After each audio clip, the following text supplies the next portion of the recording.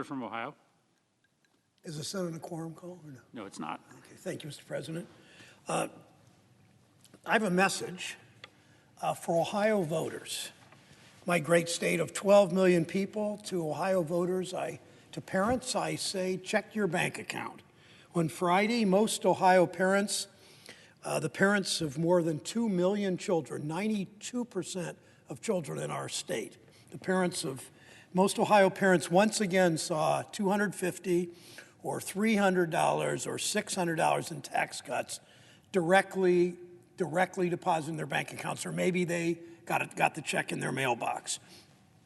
To parents, I say, we know how hard you work at your jobs, at raising your children. Any parent knows how much work it is to take care of children, especially young children. I'm the lucky, proud grandfather of 8 grandchildren. I watch my children. 5 of our grandchildren live in Ohio. 3 of them live out of state, not too far away. I watch them. I watch how hard they work, how difficult it is to take care of young children. And it's only gotten harder, because of course we know, over the last year and a half. So often I say to these parents, your hard work doesn't pay off like it should. We've seen what happened over the past few decades.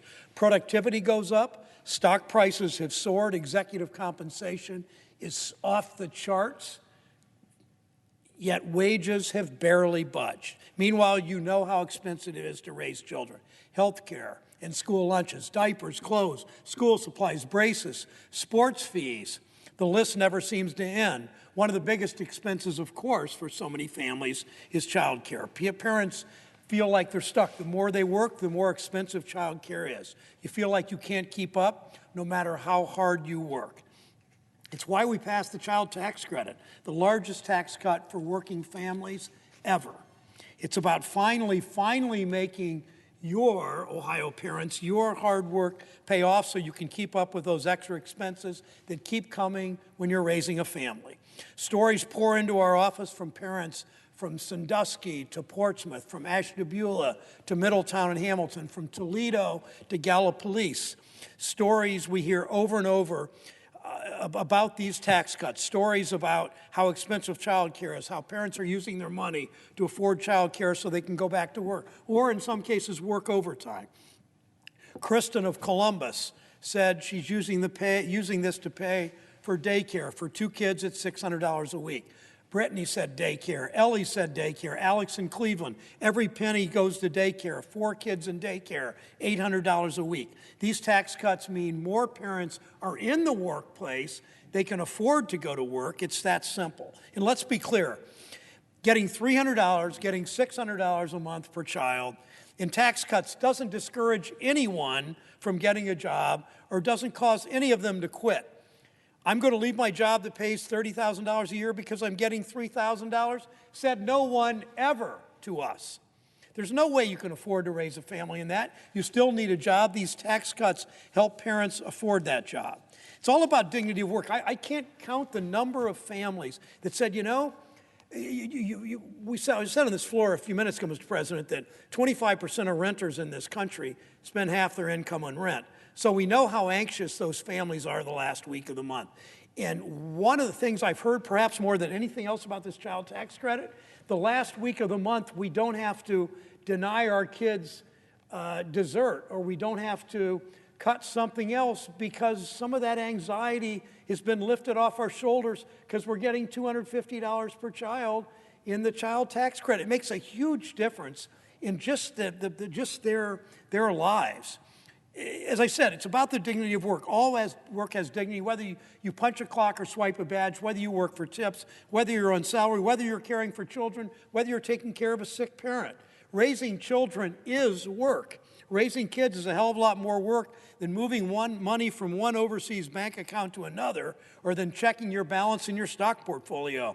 That didn't stop Mitch McConnell from rewarding the wealthiest CEOs and hedge fund managers and Swiss bank account holders. We remember what happens. We look down the hall at Senator McConnell's office, just 100 feet or so down there, and you see, particularly 3-4 years ago, you saw the lobbyists lining up there as he was doling out to the wealthiest CEOs and the hedge fund managers and the Swiss bank account holders and the politicians doing their bidding, passed that tax cut for the wealthy and for corporations that outsource jobs. Don't think a lot of those CEOs didn't outsource jobs, take the tax cut, outsource jobs, set up manufacturing in those countries, sell back into the United States, and then as they took part of the tax cut and did stock buybacks to make themselves even richer. All Senator McConnell and the leaders in this body all knew that's what that was all about. But when it comes time for a tax break for families making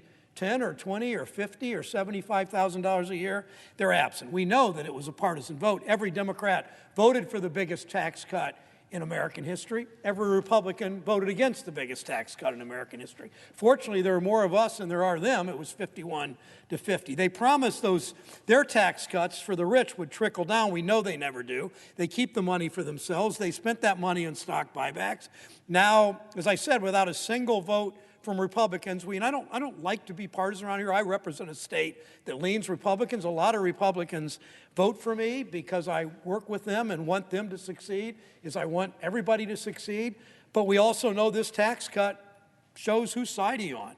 It's a pretty simple contrast. Are you on the side of workers or are you on the side of these big corporations that outsource jobs? Do you want tax cuts for billionaires and decamillionaires, or do you want tax cuts for working families? As overwhelmingly Americans from all over the country, from all kinds of backgrounds, agree with that. Everyone is lining up behind extending the child tax credit expansion, the faith community, the civil rights community, the children's advocacy community, Catholic Charities, Bread for the World, Results, the Coalition on Human Needs, Leadership Conference on Civil and Human Rights, the Children's Defense Fund. So many others are writing us in the last week in support of keeping these checks going, in support of extending the child tax credit 1 year, 2 years, 3 years, 5 years, 10 years, making it permanent. Because, Mr. President, every single month we show parents and workers we're on your side. So count on it. Started in July 15th, first check. A month later, mid-August, second check. A month later, mid-September, third check. Just last week, the fourth check. $250 if your child's is between the ages of 6 and 17. $300 per child if your child's under 6. It's been like clockwork. It's made a difference. 2.3, we haven't quite reached everybody in my state. 2.5 million children eligible. We've reached 2.4 million. We've reached about 2.3 million of them. So we're still working to find those other parents that don't know about this for their children. But think of what that's done for 92% of my state's children. 92% of the kids in this state, in my state, their parents are benefiting from this. One man said to me, for the first time ever, I can buy my daughter fast-pitch softball equipment. The same meeting, a mother told me, for the first time ever, my son can go to summer camp now, first time ever. Other parents were talking about child care. They were talking, one family said, if we can put aside $100 a month so my daughter can go to Sinclair State Community College or maybe the University of Dayton or maybe Ohio University. Other families talked, as I said, Mr. President, about rent, that the anxiety they feel at the end of every month to come up with that rent check so they don't get evicted. Every single month we're showing parents, we're showing workers we're on your side. We will keep doing that. I hope more Republicans join us and we can do this bipartisan. But either way, we'll not stop fighting to make sure parents' hard work pays off for years to come.